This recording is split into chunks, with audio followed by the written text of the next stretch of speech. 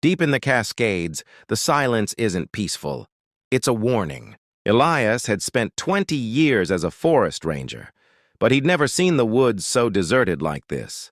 No birds, no crickets, just the heavy, humid scent of wet fur and stagnant swamp water hanging in the air. He was tracking a missing hiker when he found the first sign of something impossible. A 12-foot pine tree snapped like a toothpick, 6 feet off the ground.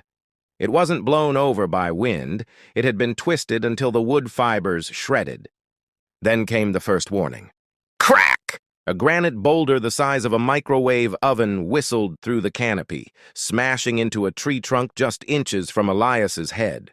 The impact sent a spray of bark and splinters like shrapnel across his face. This wasn't a landslide. It was an aimed shot. Elias looked up the ridge. Standing against the gray sky was a silhouette that defied nature. It was nearly 10 feet tall, a mountain of matted, peat-colored hair and raw muscle. It didn't growl. It just reached down, effortlessly hoisted another 100-pound stone, and launched it.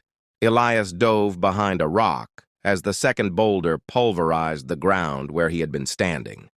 The earth shook. He realized then, this thing wasn't hunting him for food. It was clearing its territory. He scrambled toward his cabin, but the ground beneath him felt hollow. He stepped on a patch of moss that gave way, and his leg sank into a dark, jagged hole. He shone his flashlight down. It wasn't a burrow. It was a tunnel, reinforced with massive, hand-stripped logs. The air wafting up smelled of old blood and wet earth.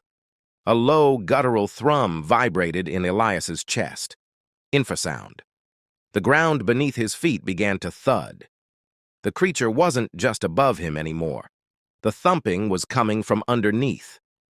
He scrambled out and sprinted for his cabin, diving through the door and slamming the deadbolt. He stayed silent, pulse drumming in his ears. Then the first log hit the roof. Boom! The entire cabin groaned. The heavy timber roof beams cracked under the weight. Another log, the size of a telephone pole, smashed against the front door, bowing the solid oak. The creature was stacking them, sealing him in. Elias ran to the floor hatch of his pantry, thinking it was his only escape. But as he ripped the wooden door open, he froze.